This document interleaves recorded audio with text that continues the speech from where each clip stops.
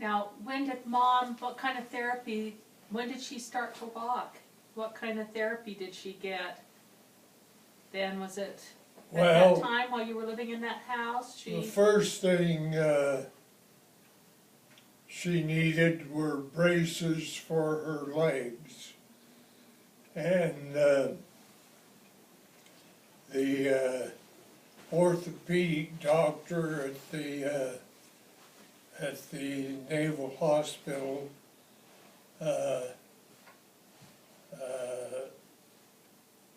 ordered braces made, and they had a brace maker the brace maker's name was, their activity was Hittenberger's, German firm. And they made braces for both legs. And then we found out after using them that she could get along using one leg, or one brace on her right leg. She had enough returned activity in her left leg that she didn't need a brace on that leg. So they made the braces, and we worked with them in getting the right fit and everything so she could use them, and she got along very well with them. So she walked with two canes, or one cane, and the braces, or? One cane, and me as the other. That must have been wonderful that she could walk. Yeah. So we were able to get around and get to church in Alameda, and we met some real fine people in the Alameda ward. The Stam family, who were Dutch immigrants. They had immigrated to the United States during the war, and he was, Mr. Stam was able to get employment in the shipbuilding industry that was going on, and he was a sheet metal worker. So after the war was over, then all those businesses closed because there was no longer a need for them, and he was able to maintain employment in Alameda at some of the factories and so forth. In the Netherlands, he had been a professional soccer player. Oh. And that's how and his wife, Emmy Stam, was a well-trained soprano, Wagnerian soprano. And on a visit to the Netherlands of president of the church, I can see his face, but I can't say his name. She asked him about continuing his her career as a singer, opera singer, and he advised her and said, I would rather that you sang lullabies to your babies rather than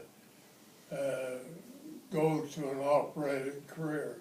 She was one of the greats, could have been one of the greats, on par with Kirsten Flogstad, who was the premier Wagnerian soprano at that time in European opera, sang in Germany and Vienna, Austria, and other places. She was a big name. So she gave up that career and raised a family. She had two boys, Tom and Dick, and a daughter at that time, and that was their family. So you were close friends with them? What? You were close friends? Yes, we began very close friends.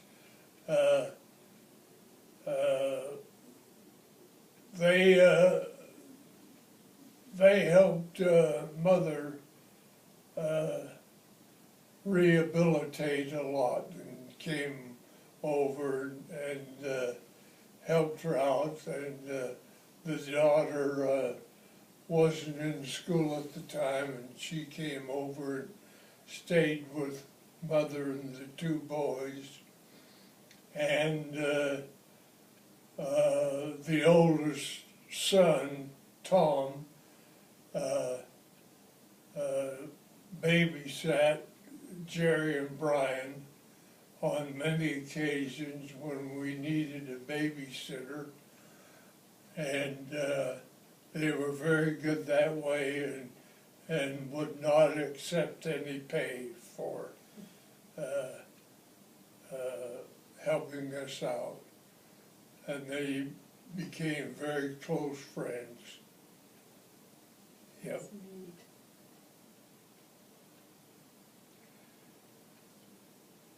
We used to get Emmy, was her name, the mother, to come over and sing for us on occasion, just the family, you know. And when she sang a high note with all the power, the windows would rattle. There was that much power in her voice. She was great, could have been great worldwide.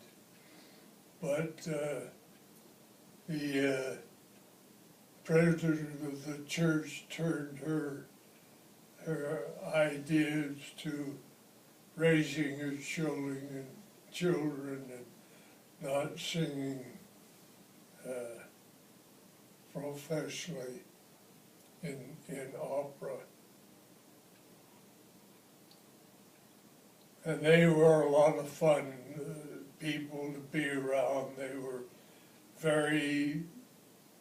did everything as a family. They were very family oriented, and it was just fun to be around them. Their sense of humor and all were very pleasant.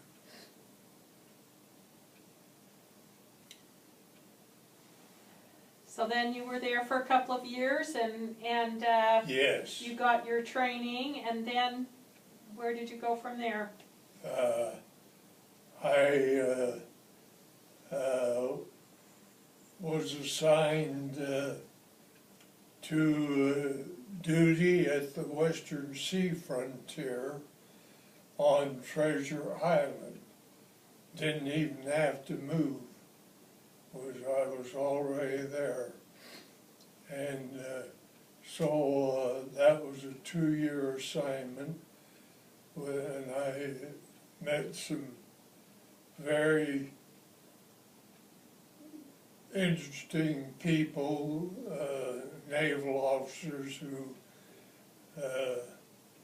were very cordial, and my duty at that time was to deliver the secret and top secret messages that came in to be decoded, and that was my primary duty, was to take care of that in the cryptographic room. If they saw if top secret or secret appeared in the message that another officer was breaking, he was to stop and call me, and I would finish it, then prepare and route it around to the admiral, and I can never remember his name. He was the vice admiral, commander of the Western Sea Frontier.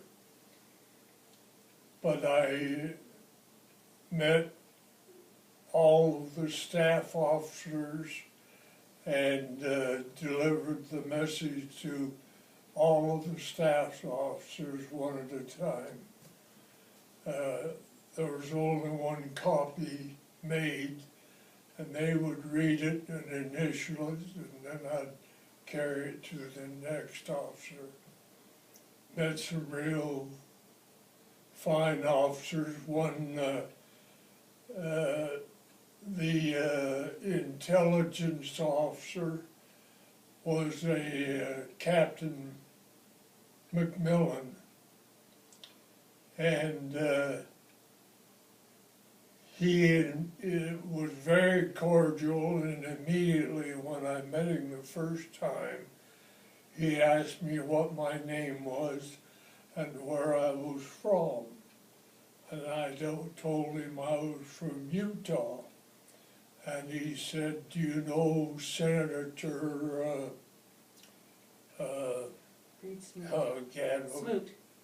Smoot?" Smoots, and I said, "I know who he is, but I never met him personally." And he said his son and I were roommates at the Naval Academy at Annapolis for 4 years, all 4 years. And he said, "I have never met greater people in my life than the Smoots family in Provo, Utah." And of course I was elated to hear that, because he was an apostle of the church, and also a Republican senator from Utah, and that, so he treated me very well. Whenever I'd come in to deliver a message, he said, "Don't wait for me to invite you to sit down, you just have a seat, and wait till I read the messages." And all the other officers would have me stand there, and while they read it, and then go on my way. But he was very friendly that way, and told me some real interesting stories about the Smoot family and so forth. And so and then I delivered to Rear Admiral Cooley, who was the Chief of Staff,